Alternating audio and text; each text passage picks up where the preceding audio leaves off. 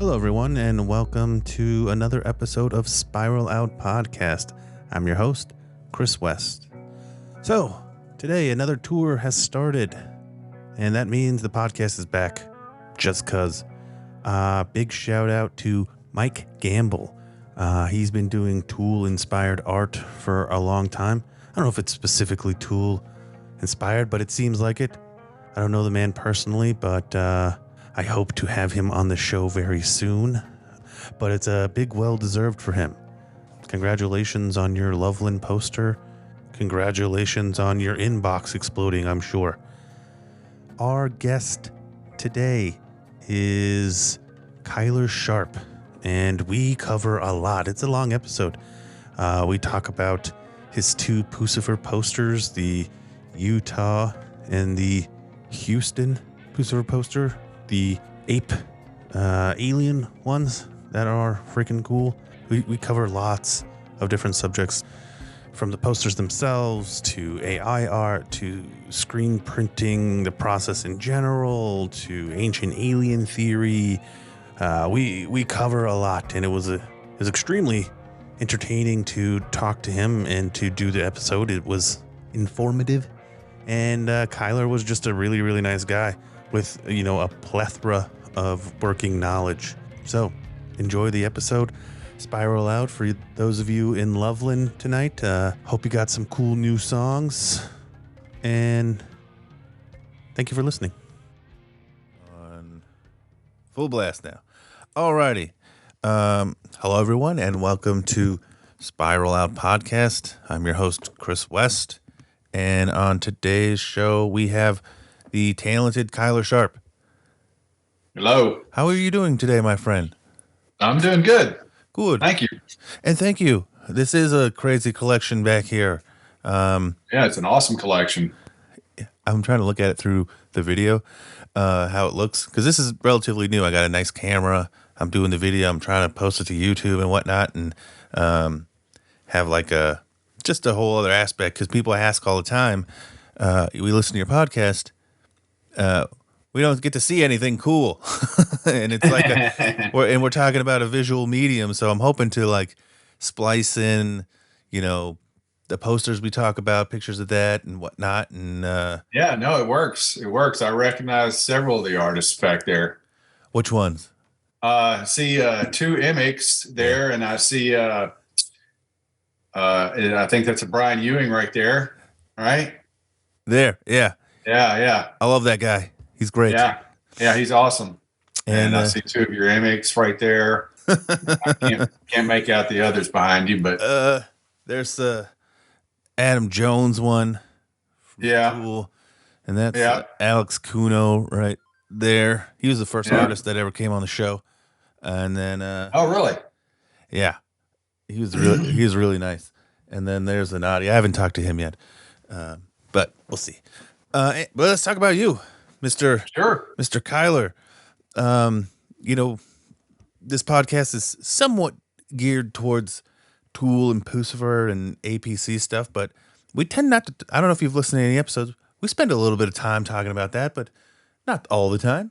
So I kind of like to get that out of the way first, because that's what people like. Let's talk about the origin story with the two Puscifer posters.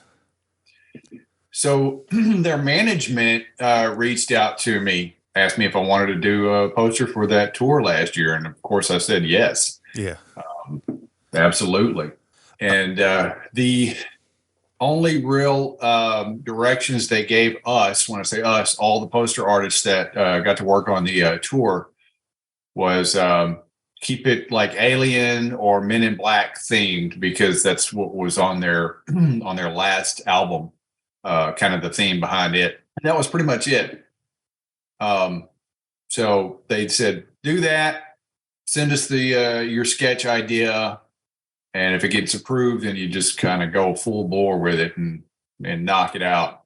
And with Puscifer, Maynard actually approves all of the designs. So that's kind of cool. I didn't know that. Yep. Some bands have that, like there'll be one member in the band that's kind of like their poster guy. Sure. or their creative director or whatever. Maynard's the guy for Puscifer. Adam's the guy for Tool. Right.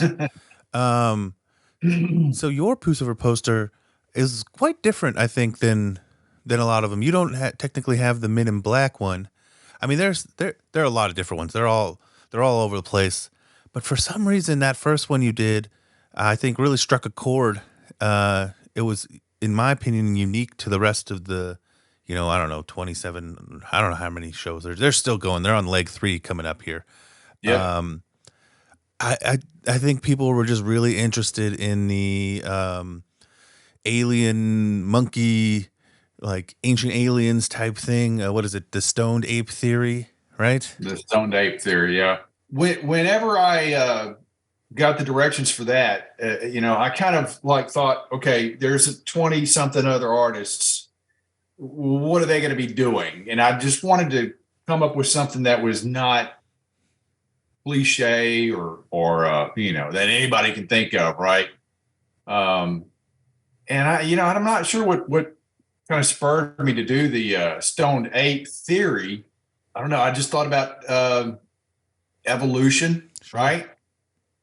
And I wasn't particularly thinking about the Terrence McKenna interview or anything like that. But when the idea hit me as something to do that would be different, then I'm like, oh, people are going to think that, which is fine. So I kind of went with it that way about how evolution works and, what could have happened or whatever. And, the whole alien thing coming in and influencing evolution by helping our primate cousins along, kind of a deal. So that was, I'm not sure exactly where it hit me. I just wanted to come up with an idea that was not going to be a stereotypical alien abduction, Men in Black kind of thing, because I knew that would be covered. And there were some great ones, there were some absolutely awesome posters that went with that theme. But I just let me try and kind of marinate on this and what would hit me as something different. In my opinion, it's super different, and it was a breath of fresh air in that mix Thank you. Of posters, because it's definitely alien themed, obviously, but it just went in an entirely different direction. And I posted online a couple of or thing asking people to ask about the art, and the first question I got was, is the monkey giving the mushroom to the alien, or is the alien giving the mushroom to the monkey? The alien is giving the mushroom to the monkey. So this is kind of like that's the whole idea. Is the aliens influencing our evolution, right? Yeah. But with stuff that's here on Earth, right? Yeah. So the psychedelic in the mushroom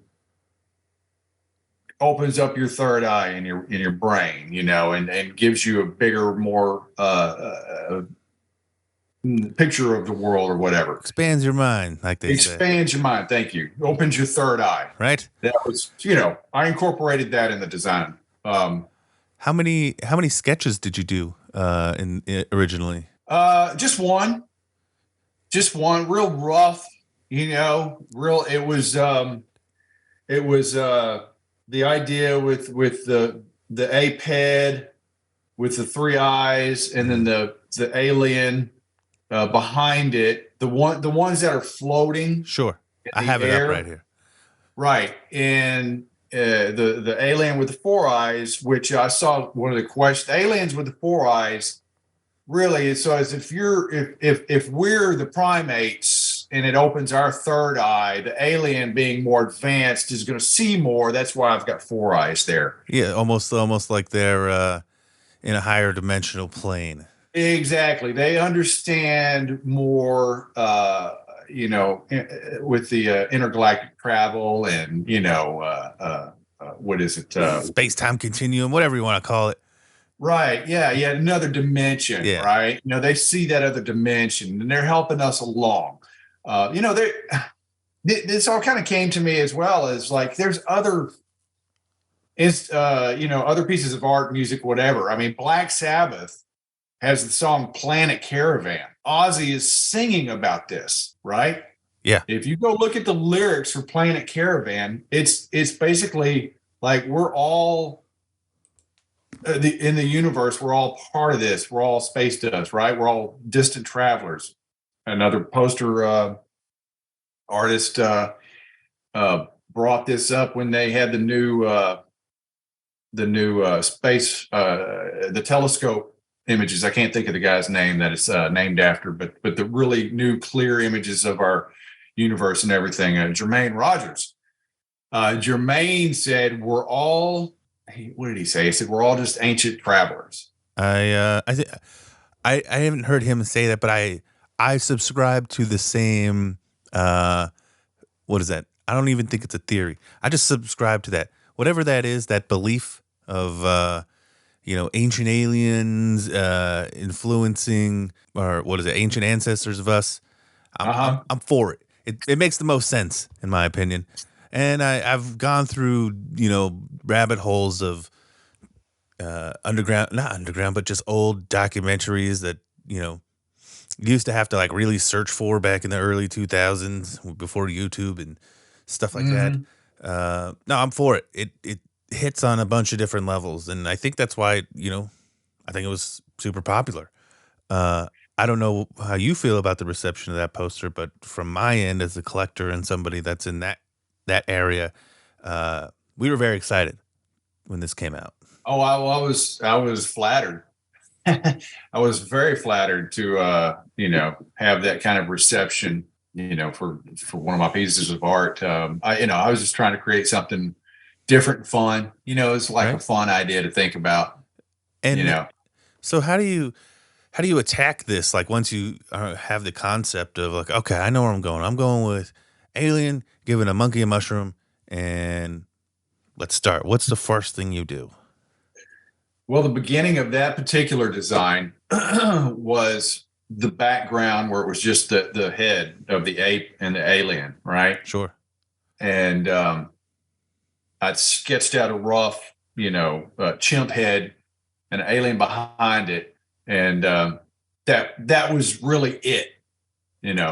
The image that I put in the foreground where the alien was handing the ape the mushroom, that didn't come till later as I kept working on the design. Because when I was working on the design, the what became the background image, it just didn't tell enough of the story, right? Agreed. And so I went ahead and finished that part, and I'm like, this is not complete. This is, to me, is like the after effect. What happened before you see this spiritual kind of awakening, right? And then that's what I came up with was you see it happening in real life where the aliens down there, they're visiting Earth and they're handing us the mushroom, right? Yeah, it's a complete story, which is like another question of mine is, a lot of posters, let's say, for example, this emic at the top, the Medusa. I don't necessarily look at that one and say this has a story. It's a cool image. It's a super badass image. I really like it. The Cyberman here, I think, tells a little bit more of a story. You can tell he's somewhat depressed or something. He's mechanical. He has like a motion going on. Your poster seems like, I mean, it's just very clear. It's a very clear story, Thanks. And I'm just curious, is that something you do consciously, or is it just some posters? I try, some posters I've done are I think I've accomplished that better than others. Some are just cool images. Sure. But yeah, I try on several posters that I've done. I will try and incorporate imagery that tells a story. There's a couple of Soundgarden ones that I did that I think I was able to accomplish that. I'm sure if I think of some more, there's some others. And then there's others that are just like, it's just a fun design. It's a fun illustration, might be funny, or just something that looks cool. I think one of the posters you did that looks amazing, that's non-tool, or I mean non-Puscifer related. this Elton John one you did recently is Thank you. it's so cool. You Thank you. just immediately look at it and you're like, that's genius. Like with the glasses, and I'm sure that foil came out nuts too. Like it almost. We actually didn't do a foil on that one. You didn't do a foil on that one. No, because those were lithographs. Okay. And I'm not sure if anyone even prints foil lithographs. Huh. I haven't seen any. Can you explain to me, and maybe somebody's listening who doesn't know, the difference between screen printing and lithograph? So I would consider myself a screen printing artist. I've been in screen printing for 32 years, like right out of college.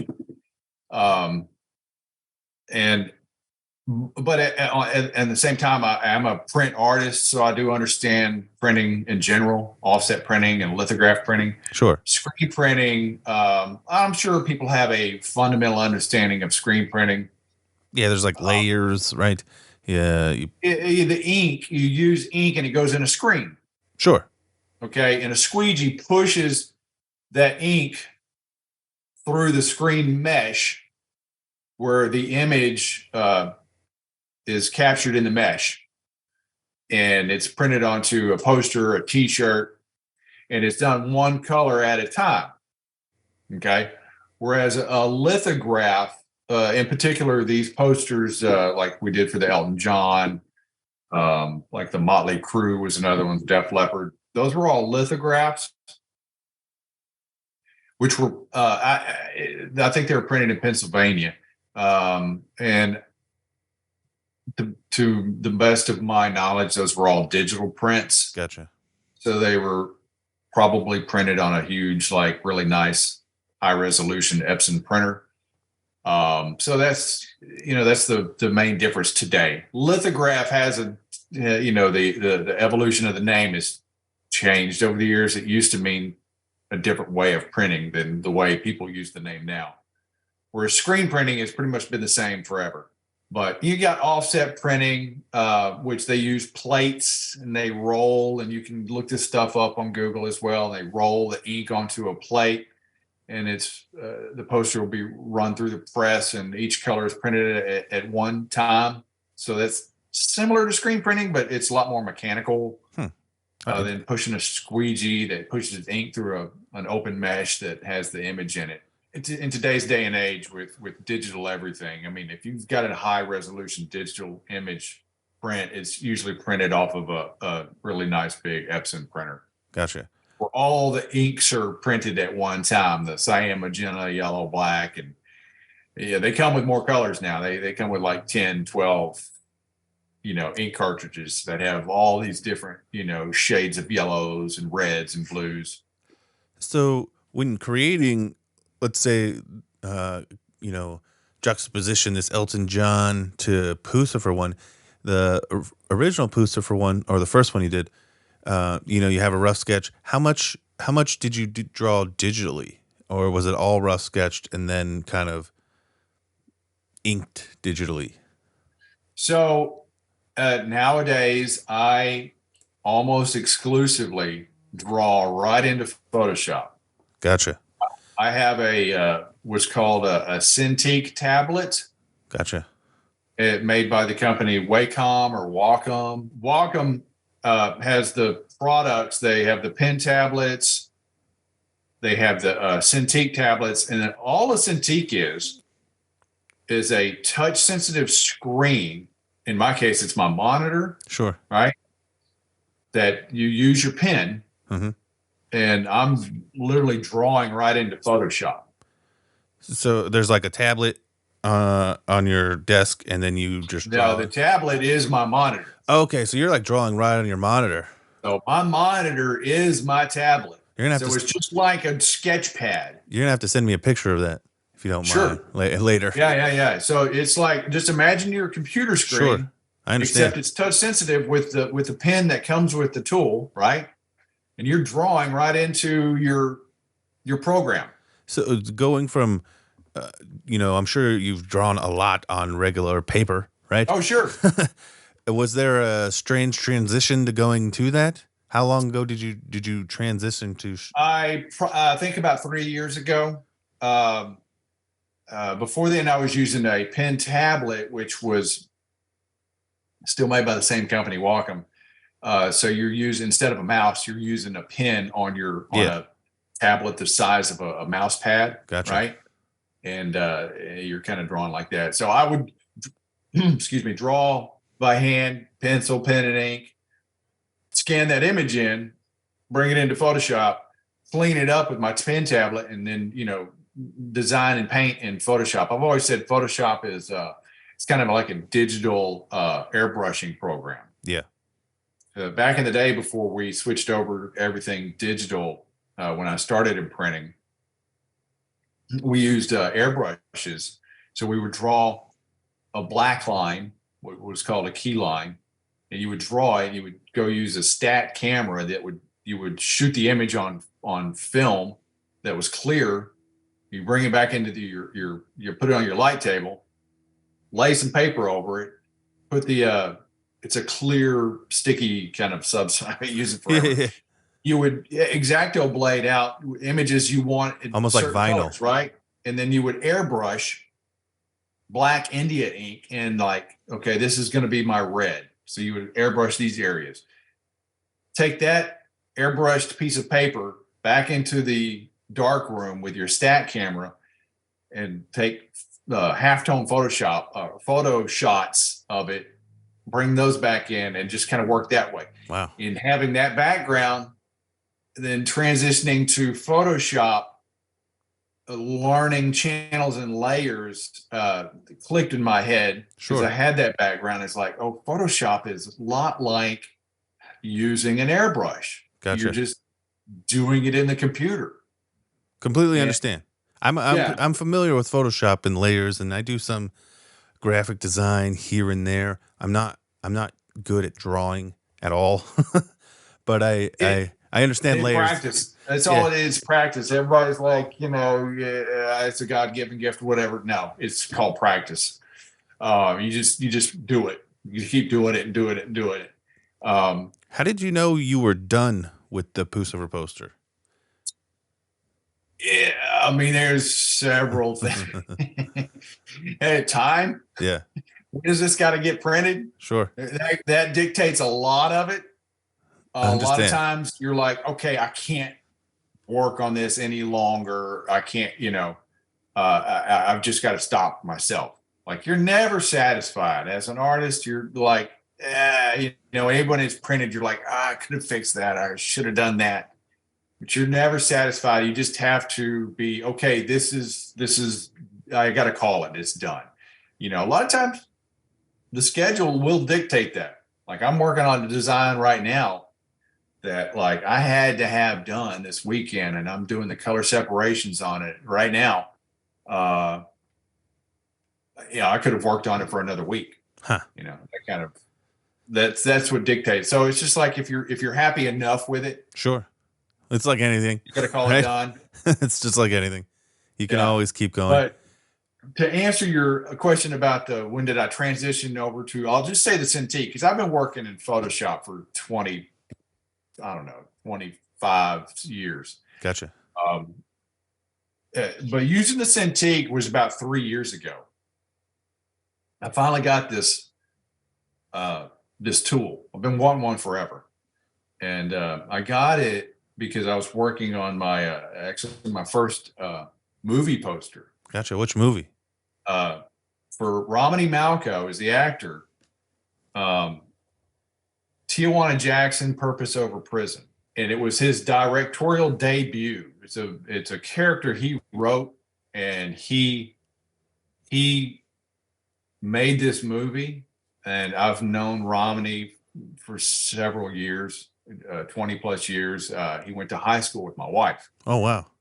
And so I've done a lot of work for him, graphic design wise and stuff over the years. And he gave me a shot to do this movie poster. And I started on it, and I was doing traditional drawing of the characters because I wanted to have a real traditional movie poster. Sure. that was like hand drawn, right? Yeah, I know exactly what you're talking about. I'm into that as well. They're in my hallway. You can't see them from here. That's those are my favorite style of Yeah, movie posters, right? Really illustrative ones.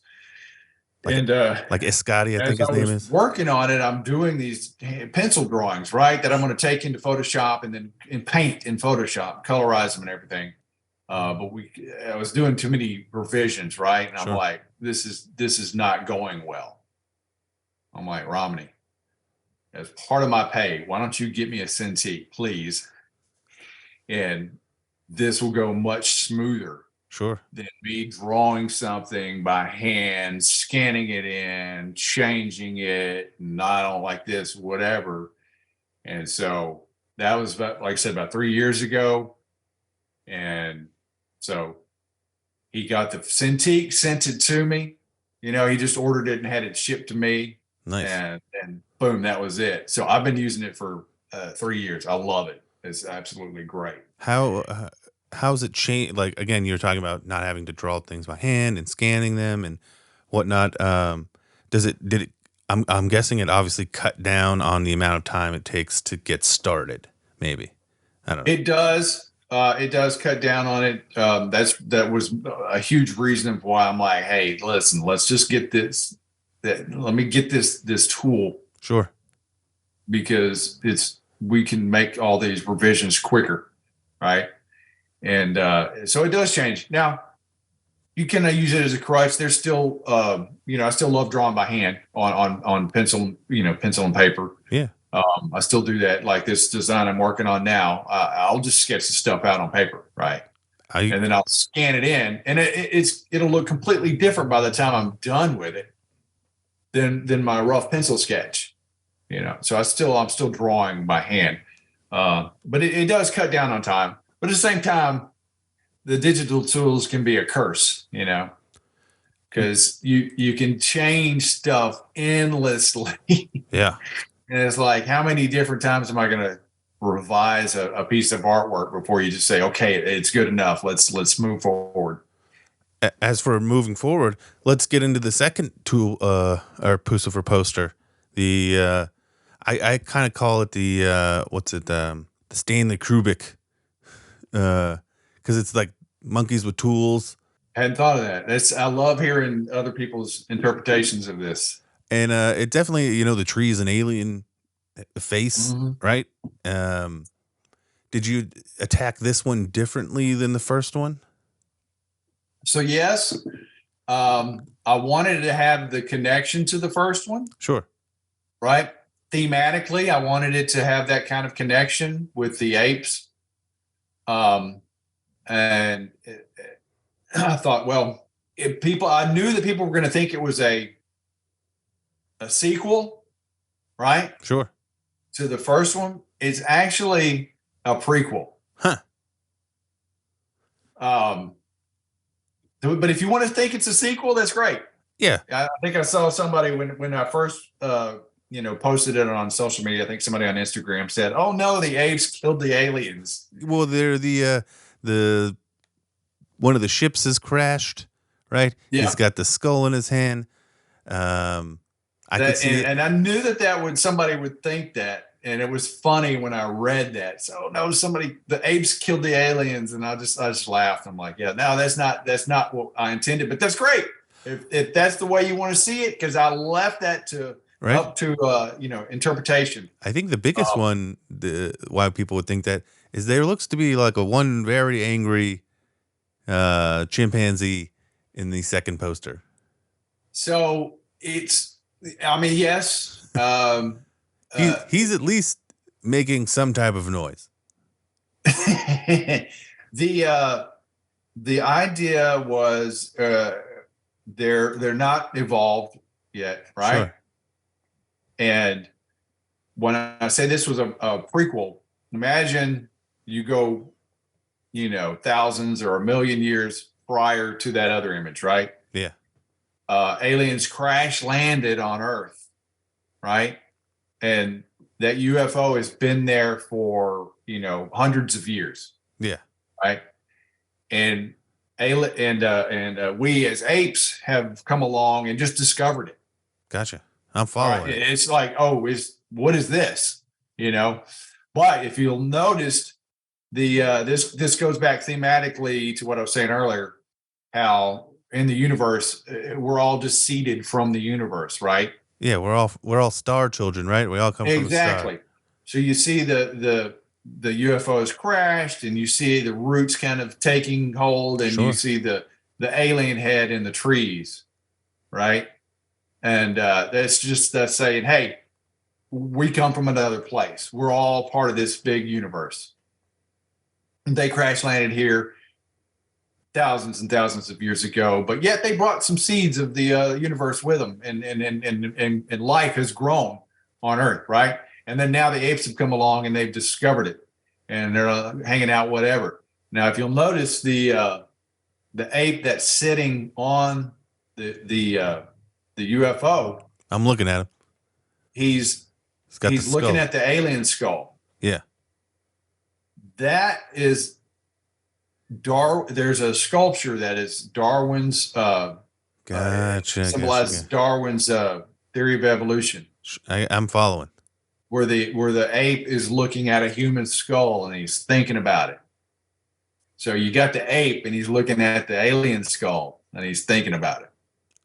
So that's the prequel. Hence, the angry ape, he's just an ape. Yeah. And he's picked up, a femur, whatever, and he's hanging out. And just, he's being an ape. And then you got one that's kind of, or two rather, that are hanging out in the tree, and the eyeballs of the ape head, or the alien head. Yeah.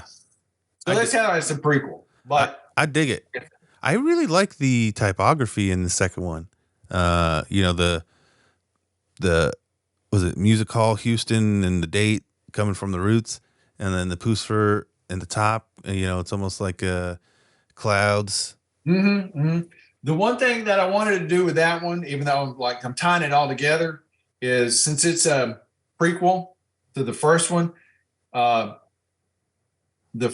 Utah one, is much more with the iconography stuff in the background, and the sacred geometry, the technology, and you've got the UFOs hovering in the sky. So you see technology, right? Sure. In that image, right? It all is alien technology, but it's still technology. Gotcha. Right? Whereas the Houston show poster, the prequel, the only technology you see is the crashed UFO that's been there for a very long time. Yeah, they haven't come back yet. Everything else, I wanted it to be natural. So I wanted all the typography to be natural. So I painted Puscifer in the sky with the clouds, drew, the venue with the roots of the trees. I wanted it all to have a natural feel to it. I get it. And I dig it. It's super cool. I did get one comment where somebody really wants you to take the your evolution little thing on the Utah, where it goes from like an ape, and then there's the alien, and then yes, they want vinyl stickers of that. There was multiple people that says, why can't I buy that sticker from him? We'll have to make that a sticker, and I'll have to, that's a buddy of mine, Tony Kalin, gave me that idea because he was watching my progression on that poster as I'm working on it, and it popped into his head, and I'm like, that's a great idea. It's a great final touch, I think, at the bottom. And I'm like, God, how can I incorporate that in there? And I'm like, I'll just use it as a little bookends on where I have the venue across the bottom of the poster. It's just like a little, graphic symbol. It makes it symmetrical, mm-hmm. And it adds to the story, of both of the posters. Actually, I'm gonna transition a little bit. Actually, I have one last question with the Puscifer posters. Sure. So it's obviously, stoned ape theory, aliens, ancient aliens. Is there a specific thing you would like people that view these to walk away with, like a feeling or a message? That's a good question. I mean, I think what I've noticed that people walk away with is exactly what I could, all that I could hope for, really. Uh, Whenever I get the accolades for it, I'm kind of like, I'm flattered. You're like, cool. A lot of times I don't know how to respond. I'm the same way. Very flattered. Yeah. A lot of times I just don't expect it. Right. It's I blush. So when people walk away with things, it's actually more than I could have hoped for. Some people will, like, one of the first comments on the Utah poster that somebody had. I wish I could remember her name. She had tagged her husband and saying, "Look, it's got all the stuff." Yeah. And I'm like, that's perfect. It does. That's perfect, because she saw everything. I want people to get it and come away with the story that I'm trying to tell, or like I said, you might make up their own story. Yeah. Make up your own interpretation, just like songs. People will interpret a song to themselves that's completely different than the way the songwriter had intended it to be. I love seeing that too. So it's always just like, you get people's reactions, and it's like, I couldn't ask for anything more, because they're giving me more than I would have thought.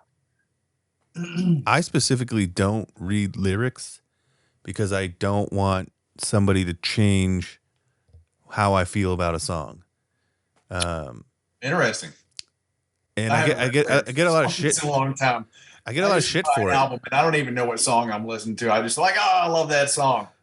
I mean, that's track 10. I follow music and podcasting, this and that, and these bands, but no, it's funny because I'll get into conversations with somebody will ask me like, "Oh, what do you think this song is about?" I'm like, I have no fucking clue, dude. But I can right. I can tell you what I have attached to it, but I can't tell you what they were thinking. I'm not, Maynard. Who knows? It could be about a bird or fisting. And that's great. The listener or the consumer of the art, however they want to interpret it is perfectly fine. I wouldn't want to force anyone to interpret art any other way. I mean, I'm going to tell my story, and a musician's going to tell their story, and however you interpret it is perfectly fine. So I'm going to transition a little bit. Sure. Have you ever been to a concert that your poster was being released? Plenty. How's that? Great. If I get to do a poster, so I live in Houston, Texas, and if I get to do a poster, when I'm asked by the merch companies or the bands to do a poster, the first thing I do is look at their tour schedule. And if there is a Houston date, I ask, because a lot of times we don't get to decide. Sure. Right. Or they don't go into it knowing, oh, this person's going to get this city, this person, or rather they might just already have it lined out who gets what. Right. And they're not playing favorites or anything, well, sometimes some artists might get a bigger market. No, I completely, happen. Yeah. And it's completely understandable. Sure. Right. I've seen, like Jermaine will get a bigger market. Yeah. Like LA or something like that. Like an LA. Right. And I get it. Me too. Like, give it to Jermaine. Yeah. Because his stuff's going to sell there. So when I'll get a job, I'll look at the tour schedule, and if they got a Houston date, I'll ask for it. And a lot of times I get it. Did you? Because no one else has asked. Yeah. So you did get Houston for your second Puscifer poster. Did you go to that show? I did. And how'd you like it? Because I saw that show 3 times on this tour so far. And I think you're the first artist that I've talked to that actually went to the concert. I've been to, like I said, I've been to several shows where they were Houston dates because I just, I want to go to the shows that I've done the poster for the Puscifer.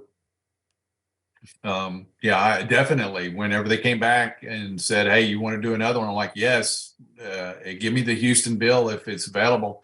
And they're like, "Okay, you got it."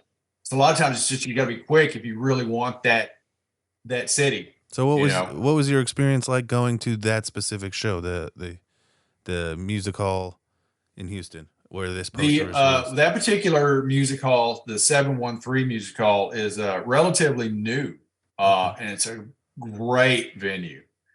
It's I think what it is a they rebuilt out the downtown post office Okay. building. It's a massive building. Like it's not just the theater. There's other businesses within this whole building that takes up a whole block in downtown Houston, and it's super nice because it's brand new, Sure. right? And so the theater's really nice.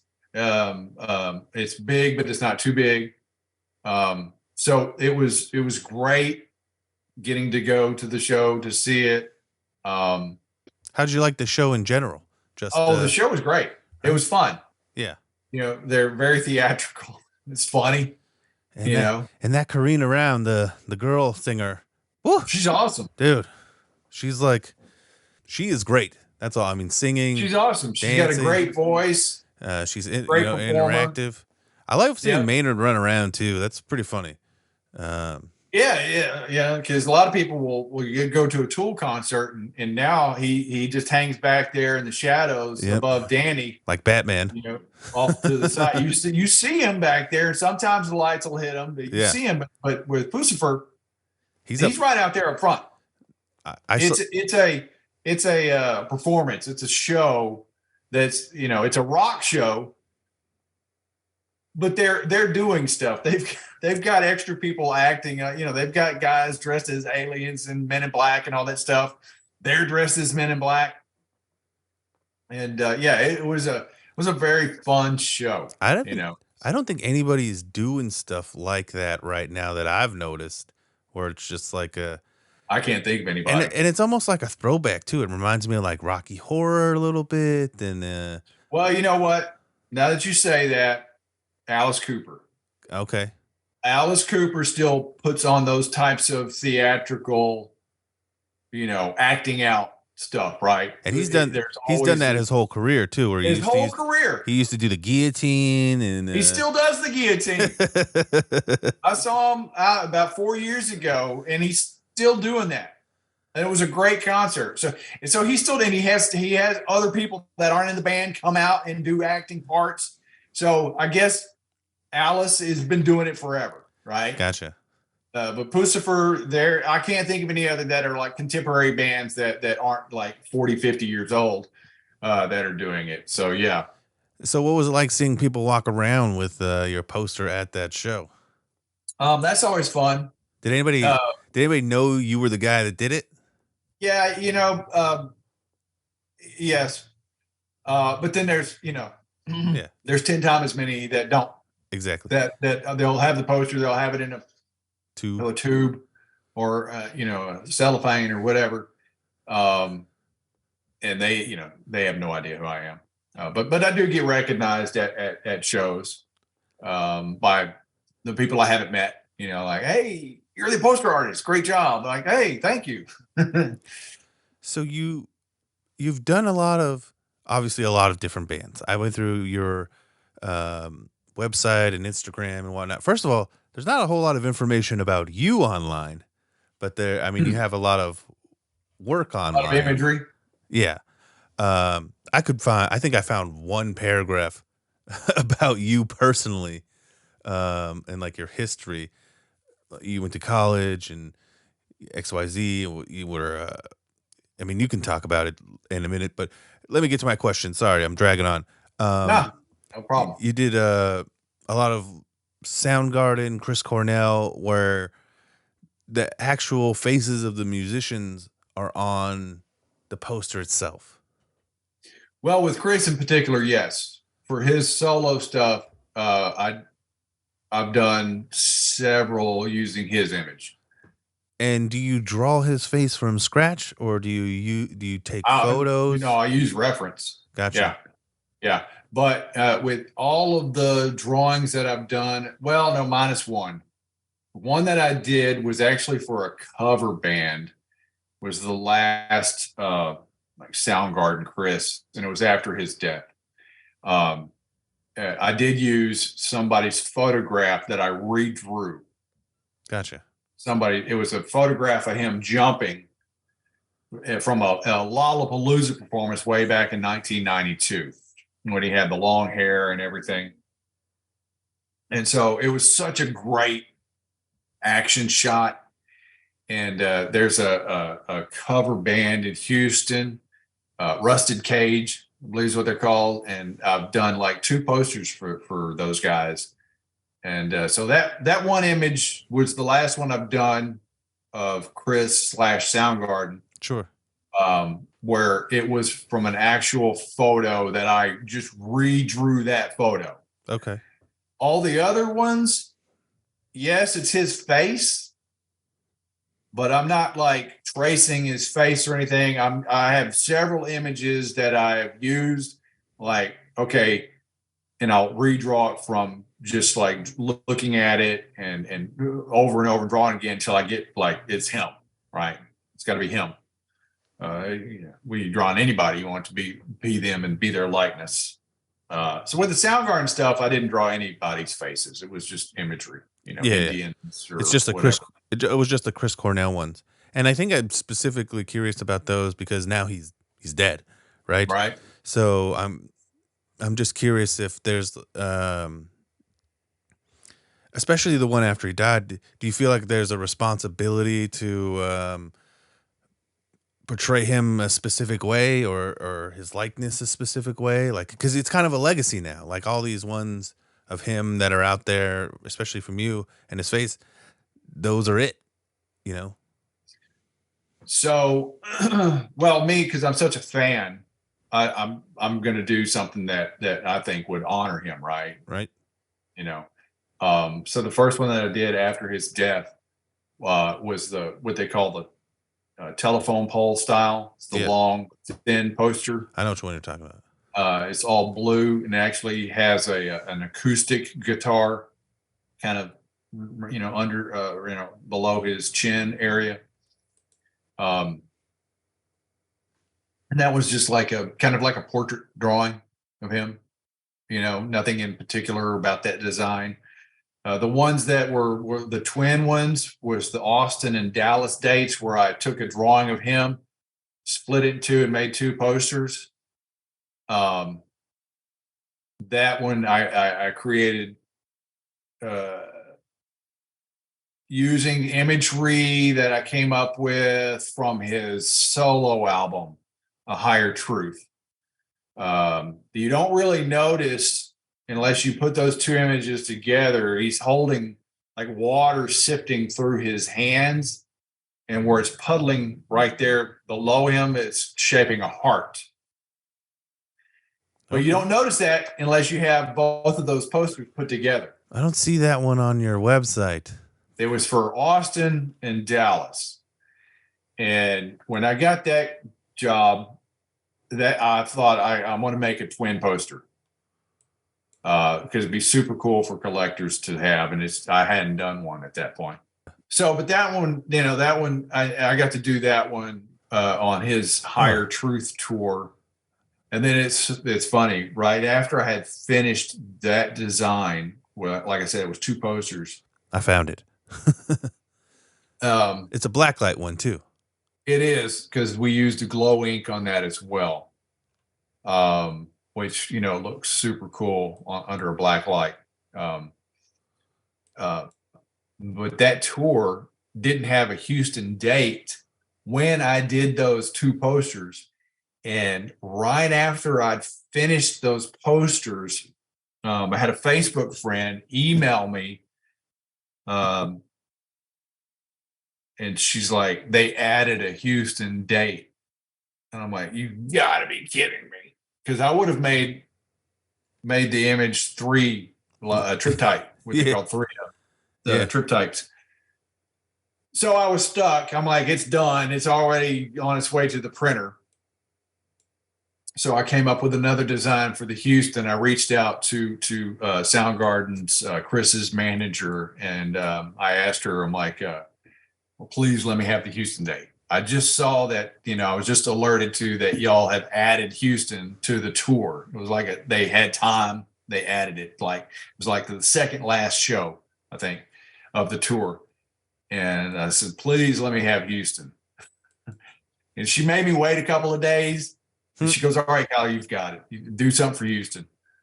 And so I came up with a whole completely new, didn't have anything to do with the Dallas and Austin. And I made the Houston poster its own. It was still a telephone pole poster.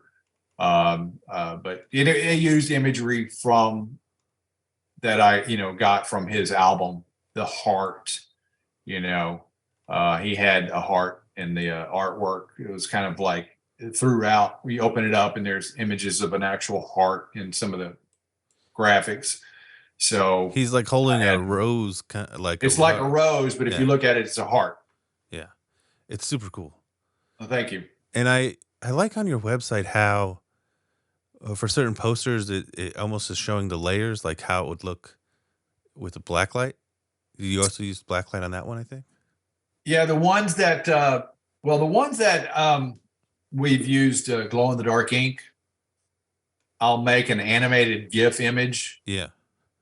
In Photoshop, like when I'm done with the art, I had to teach myself how to make an animated GIF. It's not that hard. No. You look it up, you YouTube it, right, in Photoshop, and I figured out how to. Actually, I did way before YouTube. Figured out how to do an animated GIF. So you just make an animated GIF image of what it looks like with when the lights are off. You can see the glow in the dark ink, because a lot of times you could use a picture, sure, photograph, but I want people to see this layer of ink is the glow in the dark ink. And really the only way to do that is to show them an animated GIF, because you could take a picture of the poster under a black light, and I have plenty of time. But if you've got bright, vibrant colors that you're using as inks, those are going to glow anyway, sure. Right? So you want to see what the glow in the dark ink is by itself.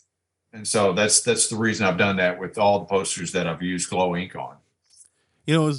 I love Soundgarden. Me too. I didn't get. I'm a little younger, so I didn't really get into the Chris Cornell thing. My dad is a huge Chris Cornell fan. He's always talking about Chris Cornell. I hit him pretty hard when he passed too. I'll never get over it. Just gotta live with it. Yeah, it was devastating. I'm a huge Audio Slave fan.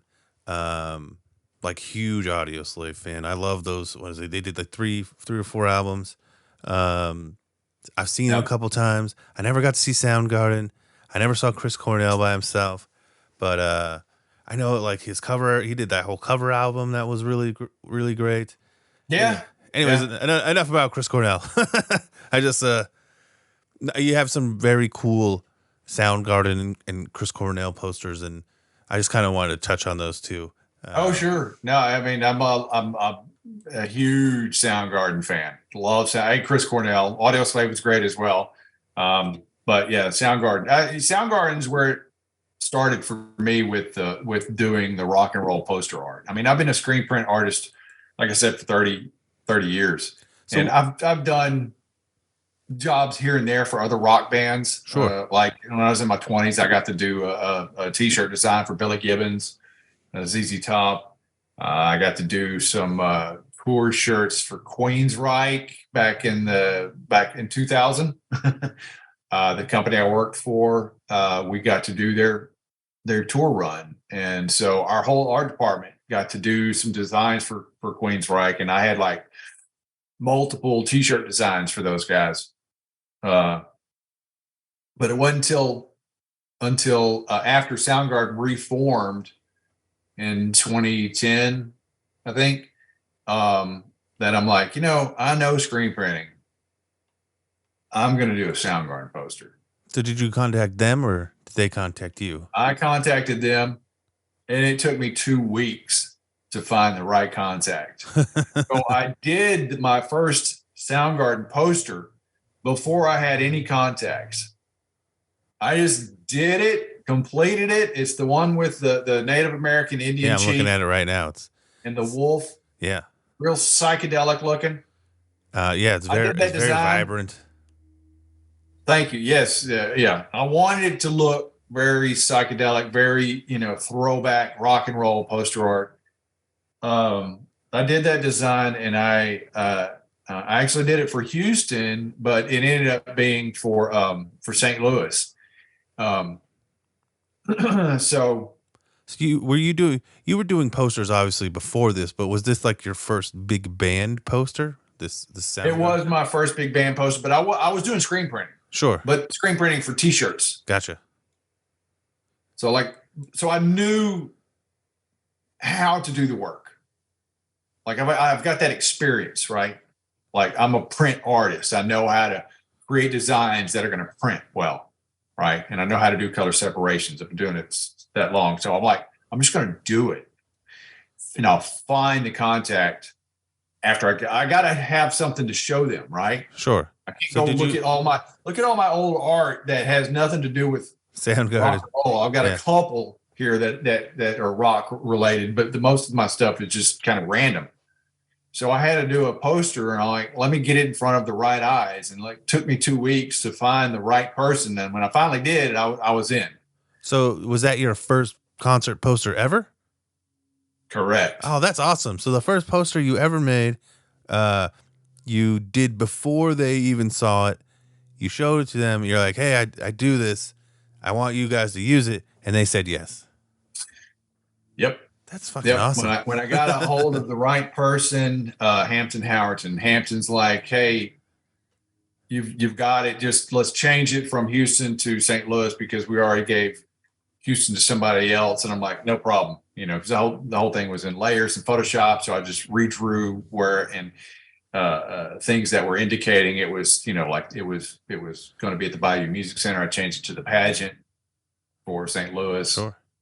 I did change. If you look on the Indian chief's hand, he's wearing a ring. The ring is the St. Louis Arch. I see it.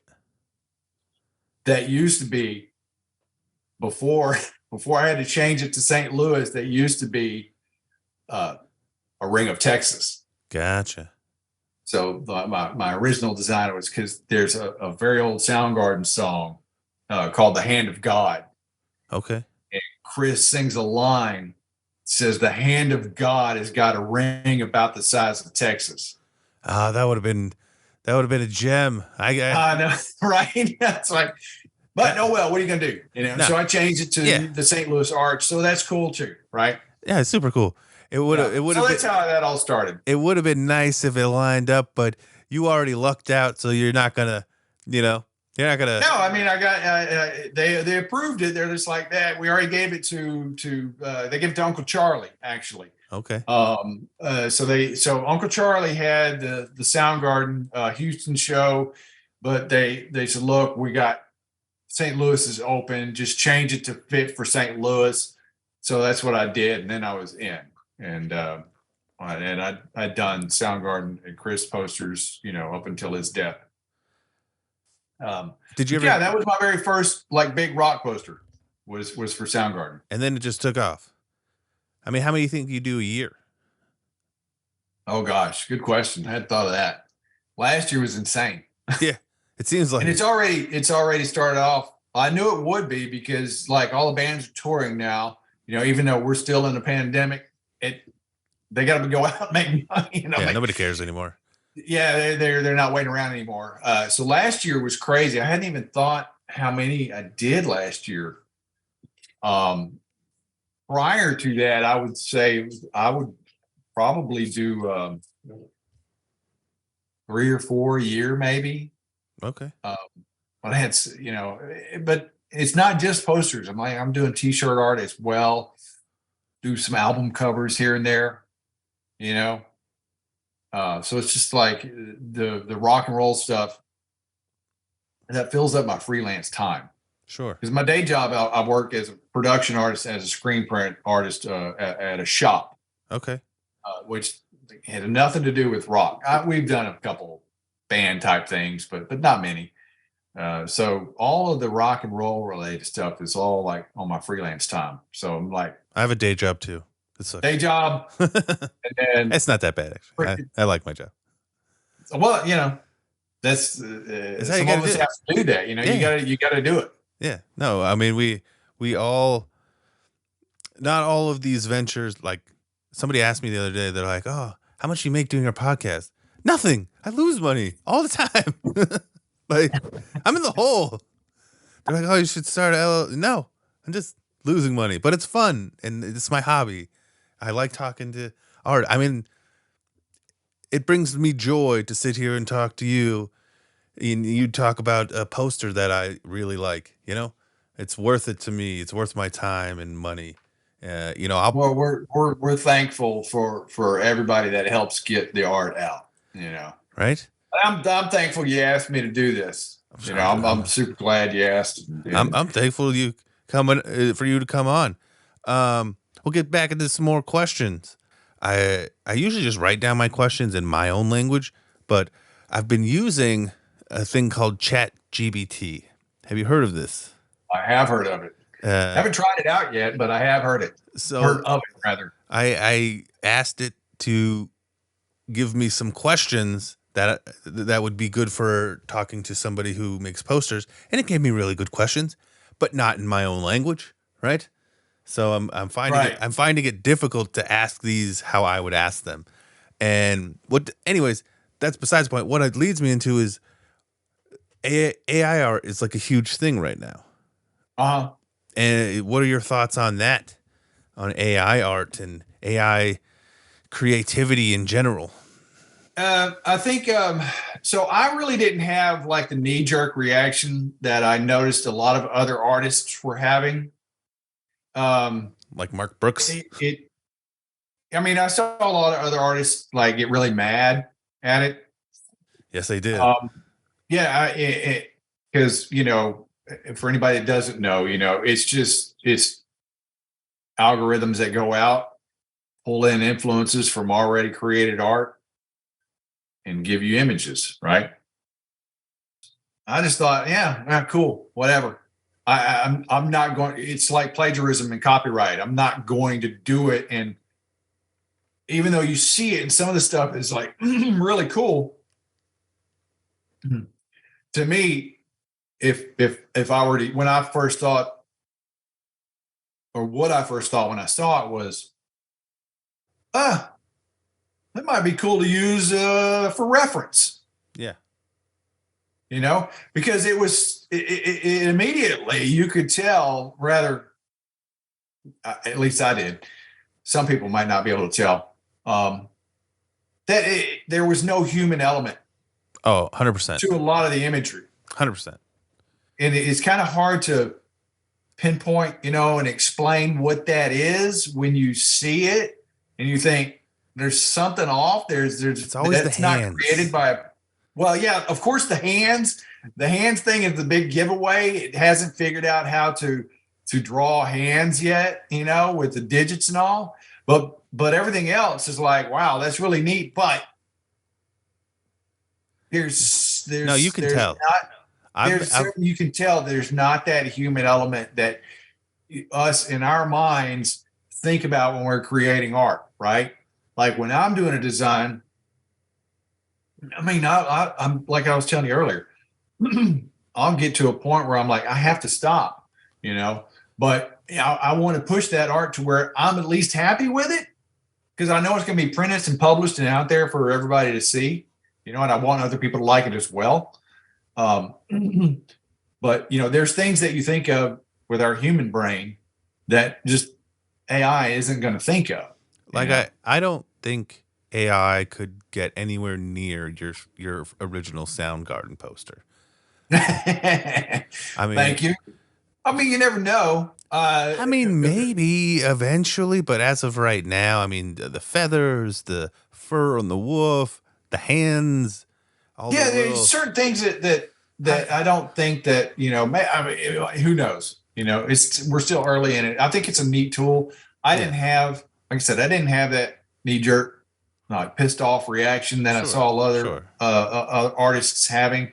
I saw a lot of artists that really haven't done art in a long time started playing with it. Yeah. Right. Or they don't do art on the regular and they started playing with it and they're putting it out there and they're really proud of it. Right.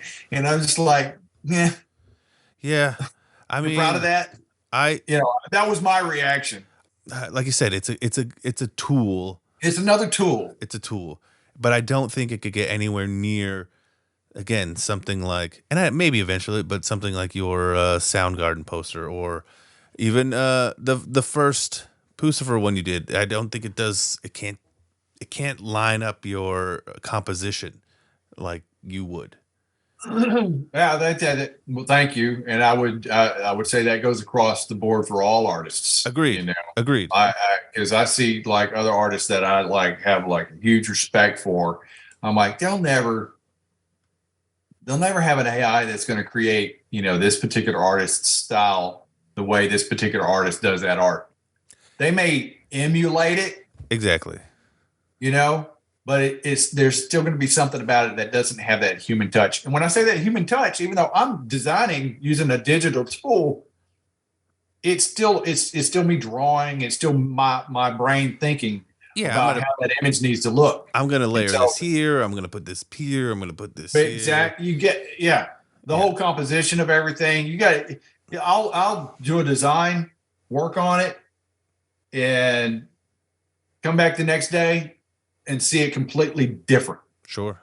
Right. And that's another thing when I like to have, like, I'll have friends take a look. Hey, come look over my shoulder. Right. What do you think? And they'll start seeing things that I hadn't thought about, and then I'm like, oh, a great idea. I'll create what you just told me and see if that works.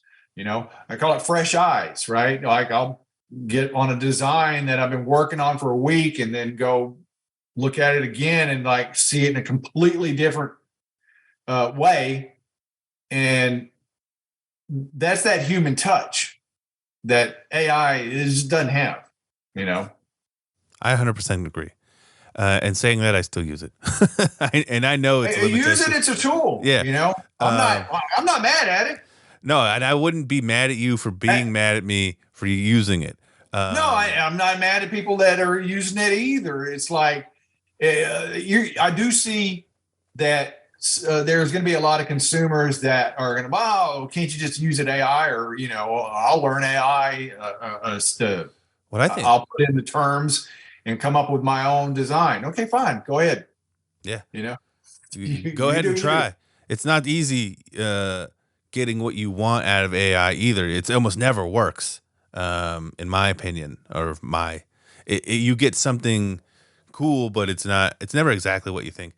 But anyways, is there a specific poster that you've done that's your favorite? I do get asked that one. I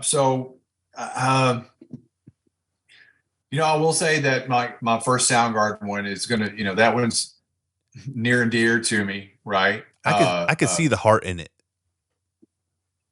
Thank you.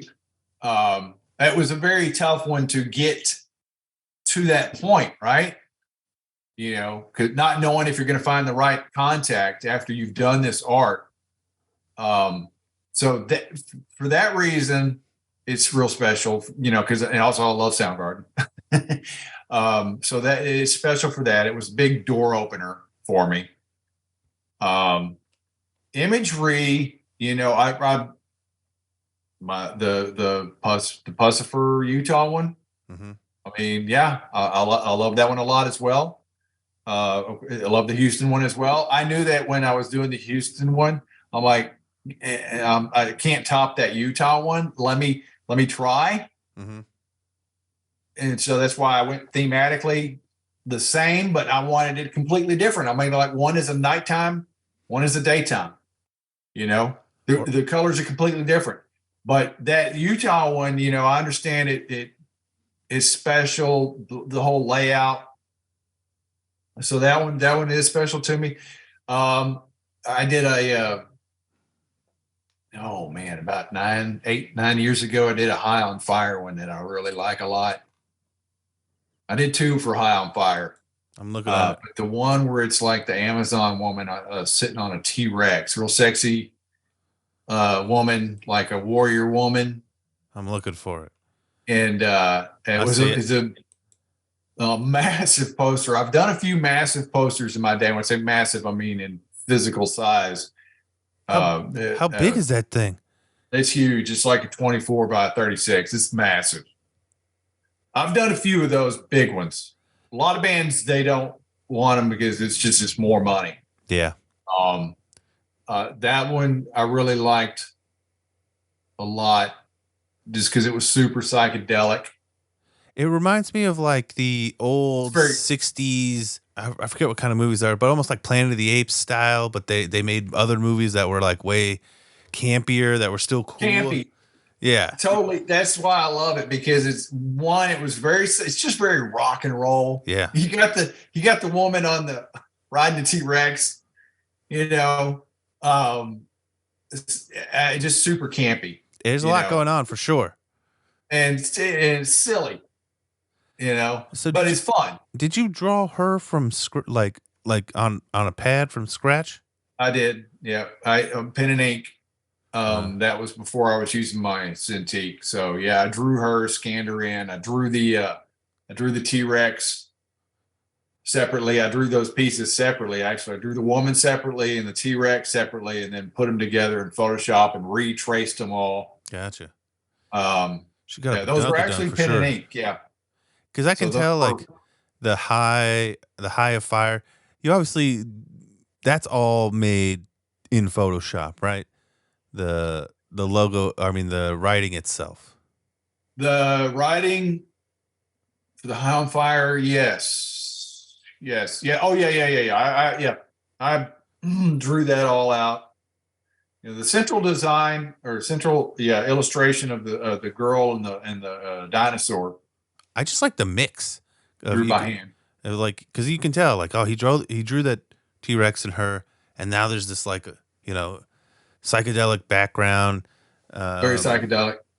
But I wanted it to have that kind of hand drawn, font kind of create. I do that, I try and do that a lot. Sometimes I don't. Well, sometimes I'll lay out the font. I can just tell like the mixture of hand drawn and digital tools, and it works. Well, I will, if I'm laying out a font, just like typing it up and laying it out, I'm always tweaking that font somehow, some way. Yeah. I'm always going to give that font some kind of character. Yeah, like on the Puscifer one, it's kind of like their font from on the Utah one, it's kind of like the font from their album, but then it goes into like the almost like a heptagram geometry star, whatnot. And I created that font by hand. Oh, did you? I did. Because it's similar, isn't it? It is similar in look because it's thin. Yeah.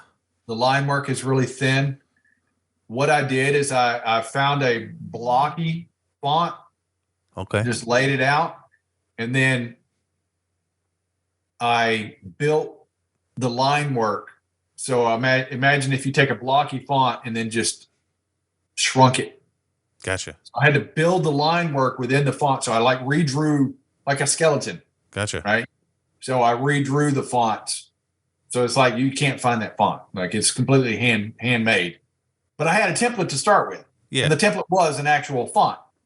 I completely understand. And then I would extend the line work on the P and the R to kind of go into the imagery in the background. So I'll try and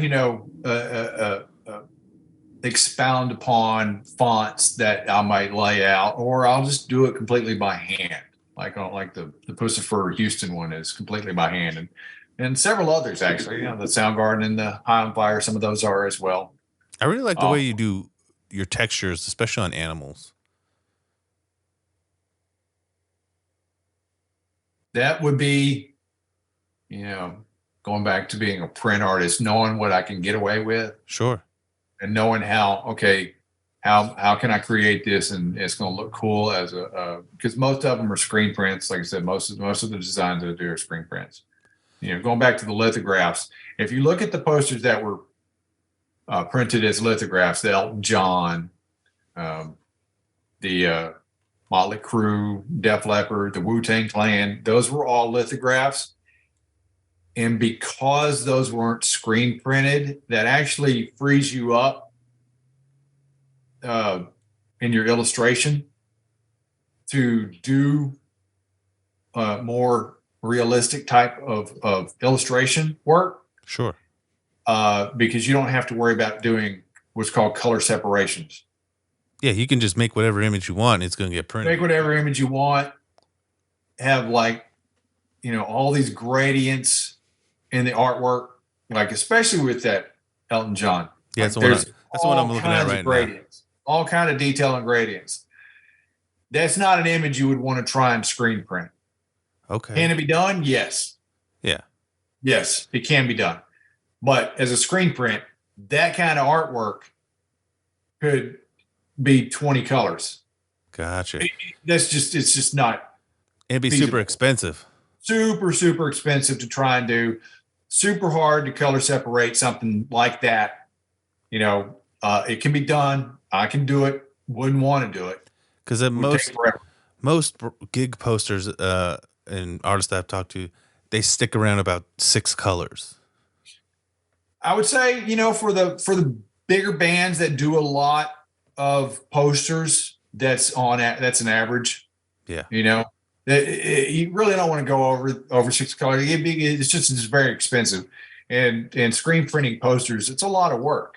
Sure.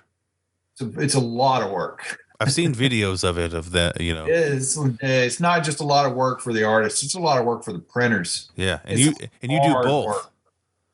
Yeah, and it's very it's manual labor. It's really it's not easy.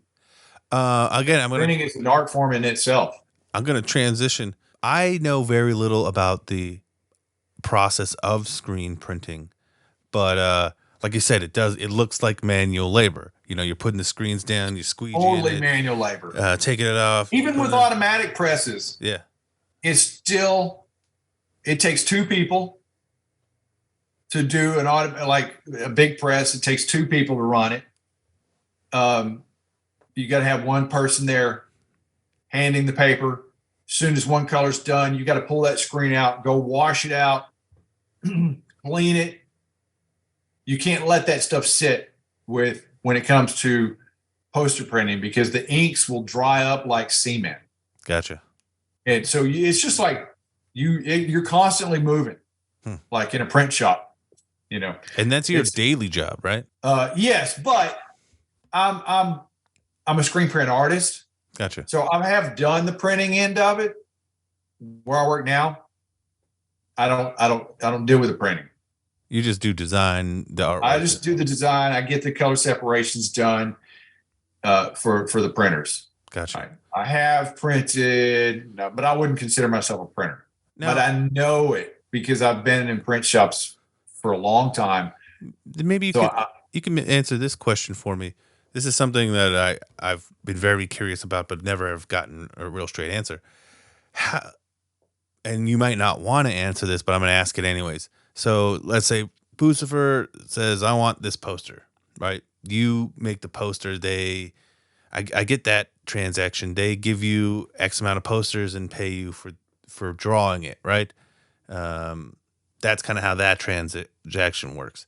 Now, the transaction that I'm curious about is, how much does it cost to make, 350 posters or 200 posters or whatever? And how does that, I'm very curious about that. So, of course, I get asked that all the time. And there's so many variables involved. How many colors? Yeah. How big is the paper? What size of paper we're going to use? How many? That's always an answer that the print shop would have to.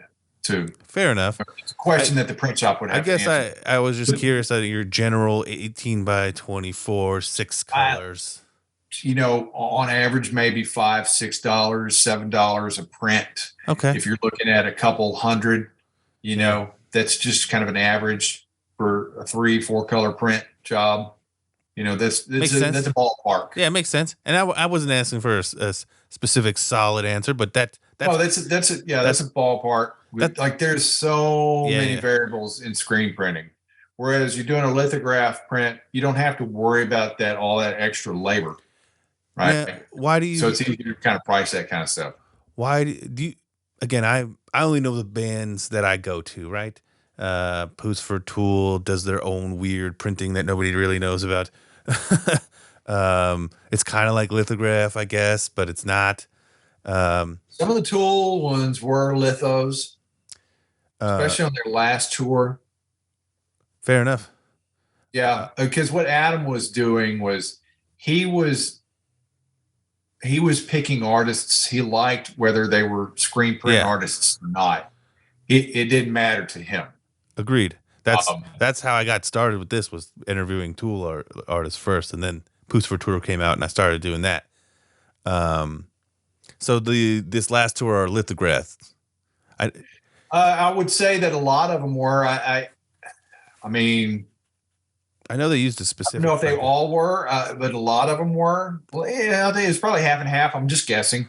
But I do know that he was picking artwork that wasn't screen print artist created. No, he had fine artists, and he had digital artists, and he even had one of his wife's paintings. Yeah, I have that one in the other room.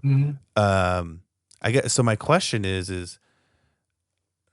if screen printing is so hard, why wouldn't everybody just do lithographs? Screen printing, there is an added value to the print because of the labor that is involved in it. The inks, if you take care of that print, that thing will last you your entire lifetime, your kid's lifetime. You get it framed, that thing is going to stay bright and vibrant for generations. Okay. Whereas some lithos may not.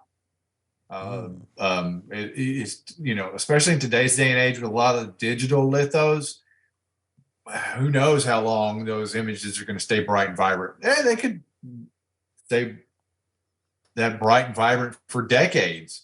We just don't know. But with screen print, we know it's been around forever. And those inks, like, they stay super bright and vibrant for a long, long time. And then the labor that's involved in it adds that value.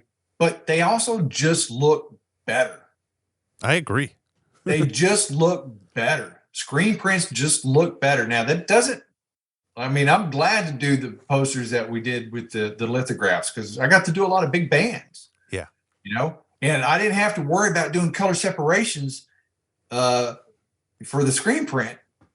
I'm just going to do a really cool illustration and like, I'm going to add a lot more detail than I would if it were a screen print, right?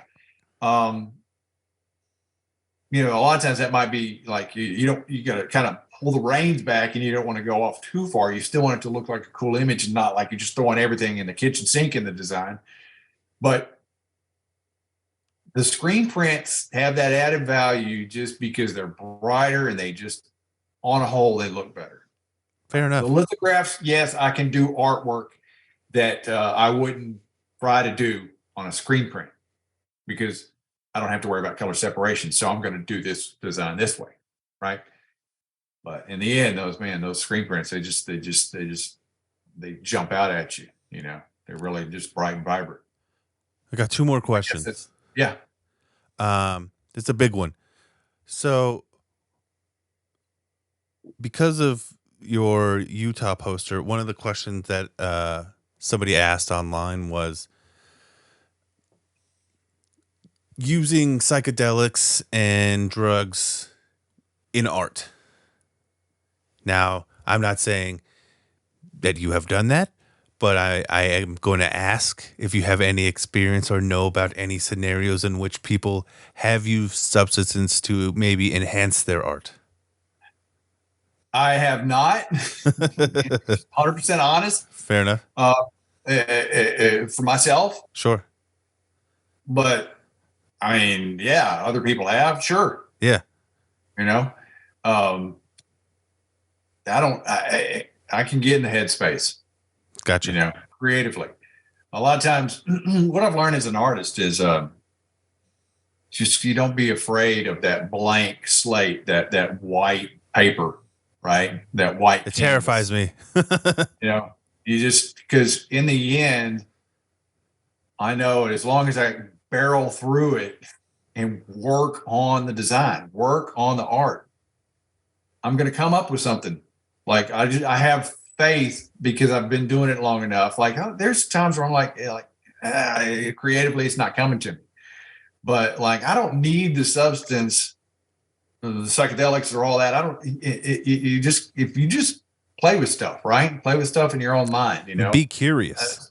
You be curious. You know, I see one of the questions, and I get this a bunch is like, you know, what do you do to research an artist that maybe you haven't listened to or whatever you don't know, right? You know, I'll listen to them.